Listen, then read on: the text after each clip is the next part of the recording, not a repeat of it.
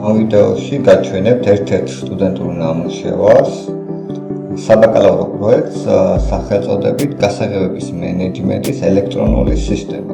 ამ პროექტისთვის დამუშავებულია შესაბამისი ინტერფეისი და მაკეტი, რომელზეც დემონსტრაციას ახლა გავაკეთებ.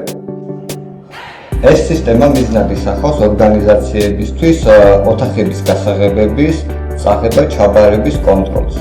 ეს ელექტრონული სისტემა მუშაობს შემდეგნაირად. აქვს მოძრაობის სენსორი, რომელიც აფიქსირებს მომხმარებლის მიახლოებას გასაღებების საკით დაფასთან. ამის შემდეგ აქტიურდება კამერა და როგორც კი მომხმარებელი მოახდენს გასაღების მოხსნას ან ჩამოკიდებას კონკრეტული ოთახის ნომრის, სისტემა ავტომატურად გადაიღებს ფოტოს და შეიტანს ამ მონაცემებს Excel-ის ფაილში. იქნება ფოტოსურათი გასაღების წაღების ან მოტანის დრო და ოთახის ნომერი, თუ რომელი ოთახის გასაღები წაიღო ან მოიტანა მომხმარებელმა. ეს მაგალითი წარმოუდგენელი გვაქვს 6 გასაღებისთვის. გავაკეთოთ მარტივი დემონსტრაცია.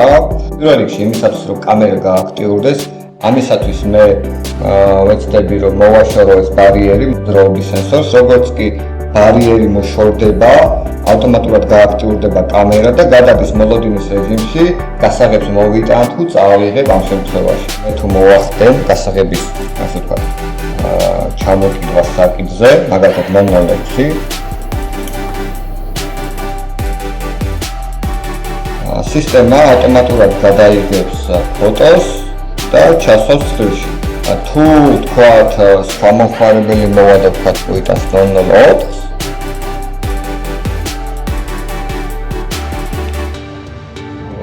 აი შემდეგ ასე ვთქვათ 004 დაკეტილია მოტანილი. თუ ამ შემთხვევაში მოუხსნი ამ გასაღებებს, ხო, ავტომატურად შესაბამისი რეაგირება იქნება. აი ამ შემთხვევაში უკვე ღიაა დაწერა 004 წაიღო მომხმარებელმა. აქ გვაქვს ასევე წარმოდგენილი ვთქვათ ძიება ოთახის ნომრის მიხედვით, მოახდენს შესაბამისი ოთახის ნომრების ფილტრაცია.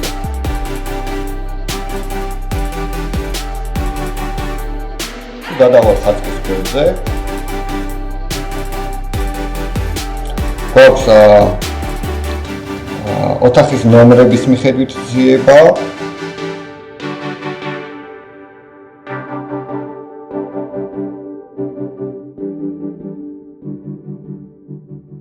და ბოლოს მონაცემთა ბაზა უკვე სრულად, სრილაკი, სადაც არის შეტანილი, ვთქვათ, ეს მონაცემები ბოლოს შესრულებული მოქმედებები. თუ შევასრულებ შესაბამის მოქმედებას და შემდეგ დავტოვებ აღნიშნულ, ასე ვთქვათ, სივრცეს,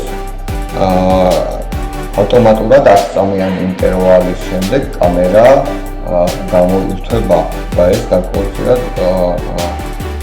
იცავს კამერის რესურსს.